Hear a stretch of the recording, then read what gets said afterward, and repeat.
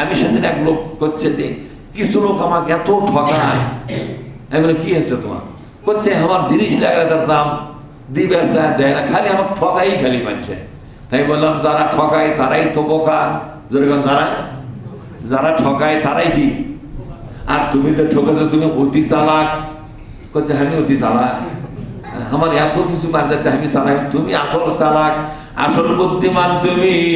কারণ আল্লাহ পাকের দরবারে যারা তোমাকে ঠকে গেছে তাদেরকে বলা হবে, রে বান্দা, আমার এই বোকা বান্দা তোর কাছ থেকে এত টাকা পায়, টাকাটা দিয়ে দে।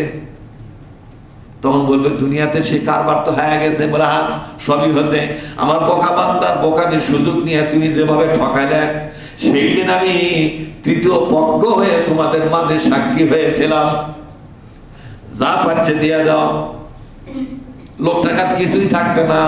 তখন বলবো আমার বোকা বান্দার আগুন নামের মধ্যে কিছু পাপ আছে, ওই পাপটা তোমার ঘাড়ত নেও, ওই পাপটা তোমার ঘাড়ত নাও।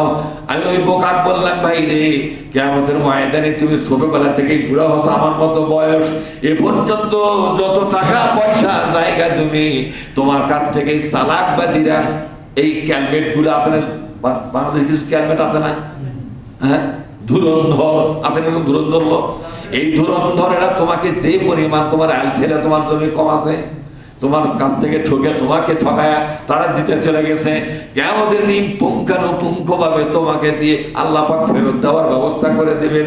আর এই সম্পদ যদি পরকালে পাও, তোমার ঠকানা জেতা, তো বলছে দুনিয়া ফেরত দেবে আমার খেয়াল দিন, তার তো পরকালে ফেলি তো জেতা। আমি পরকালে ওই সম্পদ পেলে জান্নাতে যাওয়া যাবে, আর ইহকালে সম্পদ পেলে তুমি খাইয়াই শেষ করলে হয়নি, কথা ঠিক না?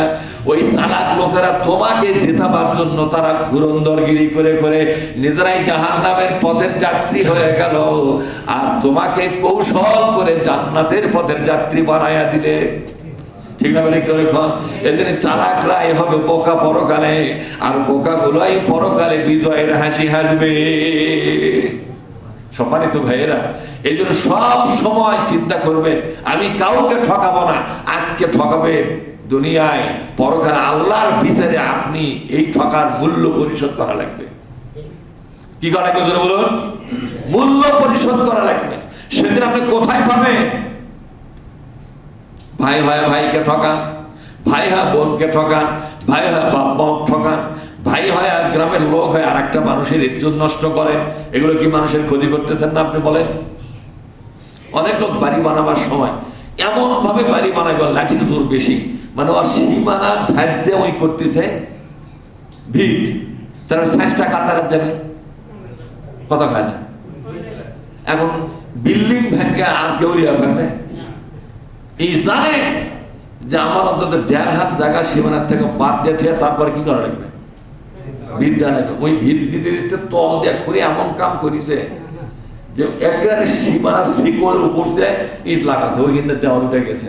এখন তার ব্যাপার যা করছে, গেলে আস্থা থুবু না, মানে ওই বোকা বোকটা পরে বাড়ি করতে আস্থা থেকে বাড়ি কর, তা আস্থা ইট হয়েছিল, কথা কন না কেন? এই কি রাস্তা রাখছে না? এরকম সমস্যা এলাকাতে আছে না নাই? এই লোকগুলো আল্লাহ রাসূল বলছে যারা এই চালাকি করে 1 বিঘত, মাত্র কয় বিঘত? 1 বিঘত জায়গাও যদি কৌশলে চালাকি করে ক্ষমতা দিয়ে এরা যদি তার নিজের মধ্যে নেয়, কিয়ামতের ময়দানে 7 তবক জমিনের যে ওজন, 7 তবক, এই যে জমিনটা কয় তবক? এটা পুরা এই পৃথিবী নামক গ্রহটা, এটাকে 7 তবক বলা। সাবা, আল্লাহ নিজেই বলছেন 7টা স্তর আছে। এই পৃথিবীর কয়টা স্তর? 7টা স্তর একসাথে লাগানো। একটা স্তরের মাঝখানে কিছু একটা ম্যানেজমেন্ট আছে, তারপর আবার একটা স্তর শুরু হয়েছে, তারপর আরেকটা ম্যানেজমেন্ট আছে, কথা বুঝতে পারছেন? এটা 7টা ভাগে ভাগ করছে, প্রত্যেকটা ভাগের মাঝখানে একটা ম্যানেজমেন্ট আছে। নো ম্যানস ল্যান্ড যাকে বলা হয়, একটা ম্যানেজমেন্ট, ফাঁকা একটা জায়গা আছে, ফাঁকা নাই, অন্য কিছু পদার্থ দিয়ে 2 অংশকে আলাদা করেছেন। এইভাবে 7টা অংশ দিয়ে পৃথিবী সাজানো আছে। আমরা যেটার উপরে আছে উপরি অংশ। কোন অংশ? কিন্তু এই উপরি অংশের নিচে কি আছে আমরা জানি? উপর অংশ যে কয় ফুট না কয় গজ পর্যন্ত নিচে হবে তাও তো জানি না। এটা যারা বিজ্ঞানী, মাটি বিজ্ঞানী, সয়েল সায়েন্টিস্ট, যারা সয়েল সায়েন্টিস্ট, এরা বলতে পারবে, কিছুটা হালকা পাতলা বলতে পারবে। এই জন্য আল্লাহ নবী বলছেন 1 বিঘত পরিমাণ জায়গা। কয় বিঘত? 1 বিঘত মানে যে 1 টাকা, একে বলে 1 বিঘত।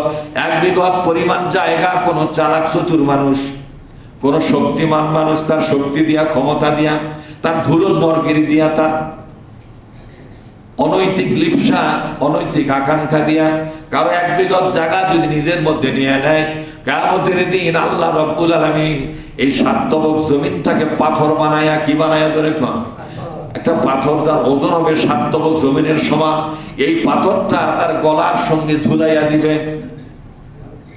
লোকটা নড়তে পারবে না, পাথরের সাথে আটকে যাবে।